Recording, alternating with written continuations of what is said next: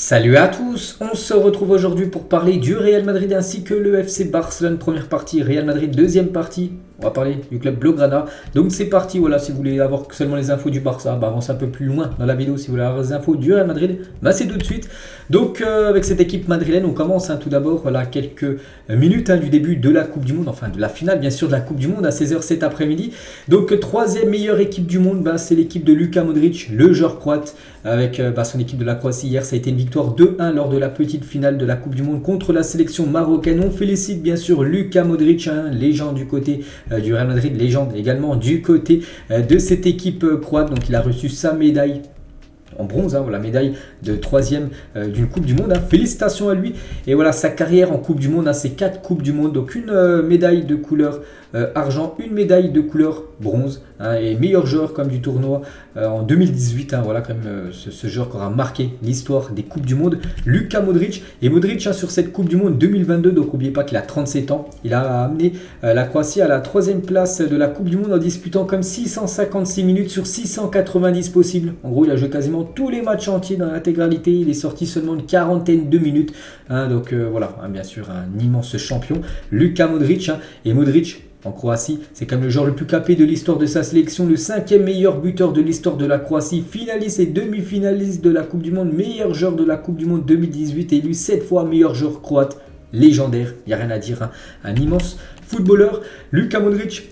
À la fin de ce match hier avec ses enfants, bien sûr, il y avait toute sa famille pour suivre cette petite finale remportée contre le Maroc. Voilà une petite photo qui fait plaisir avec ses enfants et ou même toujours avec le joueur croate. Donc c'était peut-être ma dernière Coupe du Monde, mais je ne peux rien dire. Nous verrons ce qui se passera à l'avenir, s'il sera présent ou non. Mais normalement, il devrait être au moins présent pour la Ligue des Nations, parce qu'oubliez pas que l'équipe de la Croatie en demi-finale, il y a 4 équipes en demi-finale, dont la Croatie. Donc c'est pour ça qu'il se dit au moins je vais aller jouer jusqu'à cette Ligue des Nations pour peut-être avoir un trophée, parce que 2 matchs, 2 victoires, ça fait une Ligue des Nations pour la Croatie. Bref, il a dit je jouerai certainement pour la Croatie dans la Ligue des Nations, il serait inutile de ne pas jouer alors que nous sommes déjà en demi-finale, je veux y être.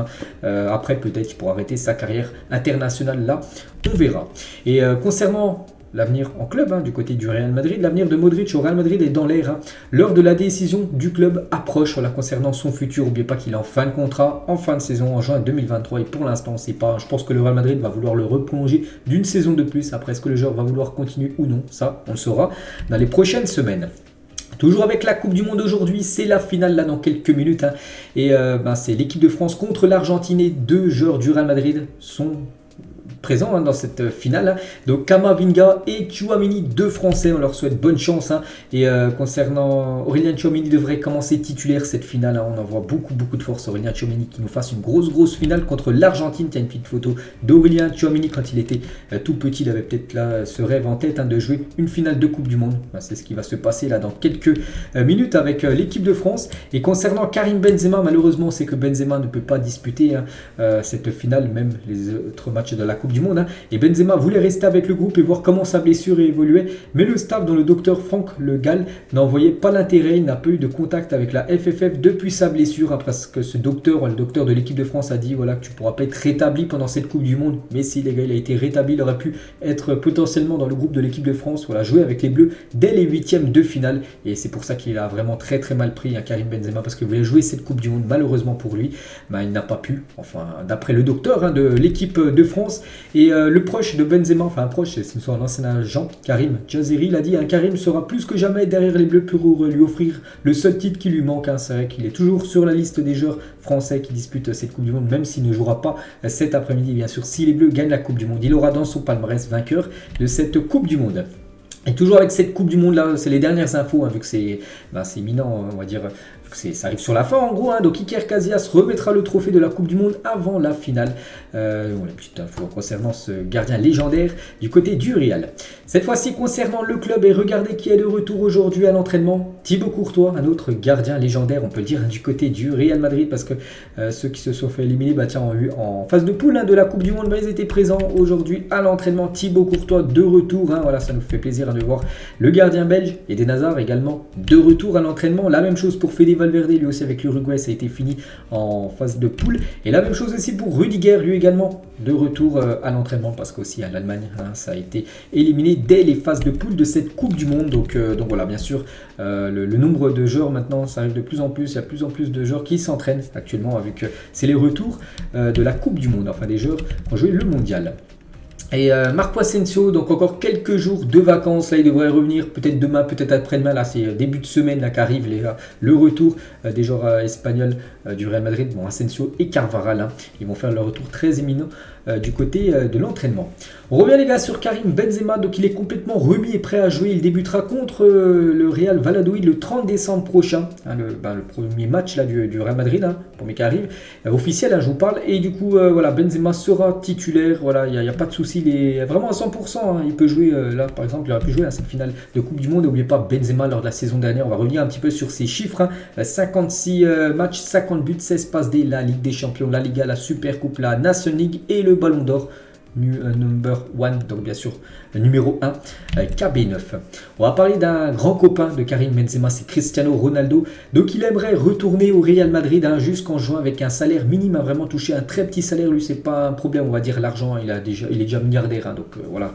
S'il a un petit salaire pendant 6 mois, pas de souci, hein, pour CR7. Mais le Real Madrid ne pense pas qu'il acceptera un rôle de joueur d'équipe, hein. C'est pourquoi il a été exclu, parce que c'est vrai que s'il vient du côté du Real pendant 6 mois, le problème, c'est qu'il sera certainement sur le banc, parce que pour l'instant, tu as quand même t'as Karim Benzema devant, tu as Vini Junior, tu as Rodrigo ou même Valverde qui joue ailier droit. Donc où jouerait Cristiano Ronaldo? Il serait sur le banc, il aurait ce statut de remplaçant. Est-ce qu'il accepterait d'avoir ce statut de remplaçant? Le Real Madrid ne pense pas. C'est pour ça qu'en gros, ils disent que ça ne sert à rien de le faire venir, hein, peut-être après qu'il y ait des tensions tout dans le club. Donc voilà, c'est très très compliqué, bien sûr, hein, pour un retour de CR7 en tant que joueur du côté de Madrid. Léo Messi, les gars, respecte énormément Benzema. En effet, le 9 et Zidane sont les deux joueurs français préférés de Léo Messi, hein, d'après l'équipe, hein. Donc, une grosse info, hein, voilà. Messi adore Zidane ou même Karim Benzema, deux légendes, hein, du côté du Real Madrid.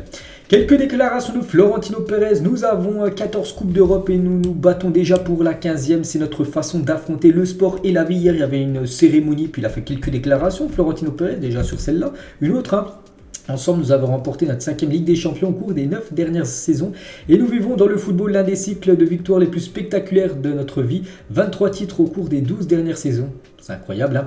Toujours avec Florentino, nous avons réussi à ce que le Real Madrid soit l'institution sportive la plus prestigieuse au monde après 120 ans. Nous continuons d'être des leaders dans le sport, l'économie et la solidarité. Il a également dit, hein, le Real Madrid n'abandonne jamais. On a assisté la saison dernière à quelque chose d'extraordinaire qui restera dans l'histoire du Real et du football mondial. La 14e Ligue des Champions était un symbole de ce que nous sommes en tant qu'institution sportive, hein.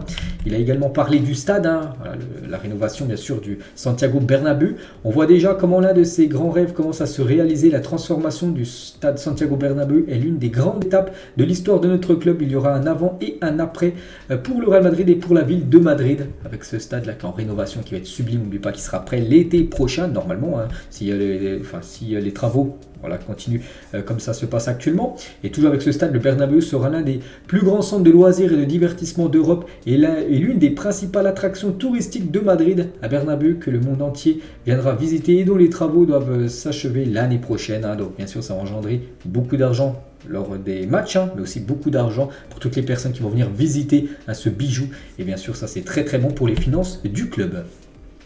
Les enfants de Courtois et Vasquez ont gagné ensemble leur premier tournoi avec les jeunes du Real Madrid. C'était hier, hein, ils ont participé à un petit tournoi. Le fils de Lucas Vasquez et le fils de Thibaut Courtois. Ils ont gagné une petite Coupe du Monde, la junior, on va dire, hein. Donc félicitations à la relève, hein, la relève du côté de Madrid. Et toujours avec les jeunes joueurs, hein, donc en 2011, hein, Julián Álvarez avait effectué un essai concluant au Real Madrid alors que Barcelone souhaitait également le faire venir, hein. Le déménagement de sa famille vers Madrid était trop compliqué. Son départ avait donc capoté, hein. Donc j'avais dit qu'il avait joué quelques matchs avec les sections jeunes du Real Madrid, mais après sa famille était trop éloignée de l'Argentine, donc c'était compliqué pour toute sa famille. C'est pour ça que du coup il était retourné à River Plate en Argentine. Mais on peut voir qu'il aurait pu sortir du centre de formation du Real, peut-être actuellement il aurait pu être un joueur de l'équipe première. Donc actuellement il joue du côté de Manchester City. Les supporters du Real Madrid ont été invités à retirer leur maillot ou leur écharpe madrilène avant d'entrer dans le Parc des Princes. Donc c'était avant-hier, c'était vendredi soir avant le match de la Ligue des Champions féminine entre le Real et le PSG. Donc en gros les supporters qui sont venus regarder cette rencontre, supporters madrilènes, ils n'avaient pas le droit de mettre leur écharpe ni leur maillot, ils ont dû les enlever avant de rentrer dans l'enceinte du Parc des Princes. On passe à la deuxième partie, je dis, Real aujourd'hui et Barça demain. On retrouvera un épisode du Real et un épisode du Barça différent. Mais là aujourd'hui, voilà, on met les deux ensemble. Donc là, on va parler cette fois-ci du FC Barcelone. Donc c'est parti côté Blaugrana. Les joueurs qui vont participer à la Coupe du Monde, il y en a deux aujourd'hui, Jules Koundé et Ousmane Dembélé, voilà, en tant que joueur Blaugrana du côté de l'équipe de France. Ils vont affronter l'Argentine. Et concernant les deux, ils devraient également être titulaires. On a parlé de Tchouaméni du côté du Real, c'est la même chose. Koundé devrait commencer défenseur droit et Dembélé devrait commencer ailier droit du côté de cette équipe de France. Donc bonne chance bien sûr à ces deux joueurs Blaugrana. On peut voir sinon les compos probables. Voilà, donc on a parlé de la compo française, on peut voir aussi la compo de l'Argentine pour cette rencontre là dans quelques minutes. La une du journal Sport aujourd'hui revient par rapport à cette finale de Coupe du Monde avec toujours Messi et Kylian Mbappé. La même chose d'après Mondo Deportivo, n'oubliez pas que Sport et Mondo Deportivo c'est des journaux qui relayent beaucoup les infos du FC Barcelone. Aujourd'hui bien sûr ils parlent de cette finale de Coupe du Monde. Concernant le club, donc plus que 14 jours avant le retour de la Liga, c'est imminent, c'est le 31, donc maintenant on n'a plus qu'à 13 jours, c'est une photo datée d'hier, voilà les gars, 13 jours, c'est le retour, 31 décembre, derby à 14h contre l'Espagnol Barcelone, donc voilà, c'est imminent les gars, c'est dans 2 semaines, ça va arriver très très vite, quelques photos de Ter Stegen, photos aussi de Robert Lewandowski qui sera malheureusement suspendu pour les 3 prochains matchs de Liga, on le sait, Lewandowski par rapport au carton rouge qu'il avait pris juste avant la Coupe du Monde. Baldé les gars, l'entraînement, on peut voir Ansu Fati, on peut voir Marcos Alonso ou même Christensen, le défenseur danois qui a repris l'entraînement là il y a quelques jours.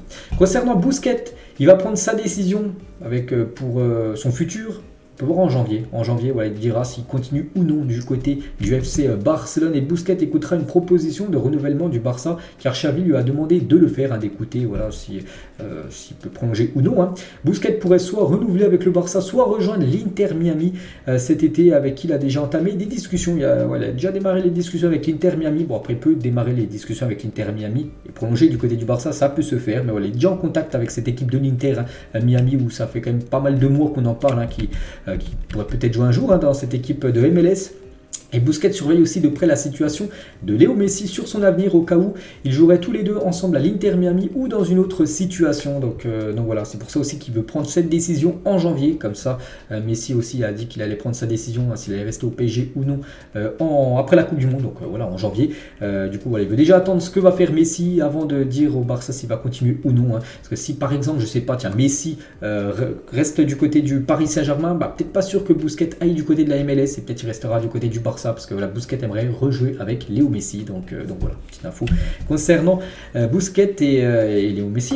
Et Luis de la Fuente par rapport à Busquets, donc entraîneur de l'équipe nationale espagnole, Luis de la Fuente, il a dit: j'ai essayé de convaincre Busquets de ne pas se retirer de la carrière internationale, en gros, parce qu'on sait que maintenant avec l'Espagne, ça c'est fini pour Busquets, mais il avait déjà pris cette décision avec une idée claire. J'ai respecté sa décision. Il a également dit: je veux reconnaître le rôle important que Busquets a laissé dans le football espagnol. C'est dommage qu'il se retire de l'équipe espagnole. Il a été l'un des joueurs les plus importants de l'histoire de cette sélection espagnole de football.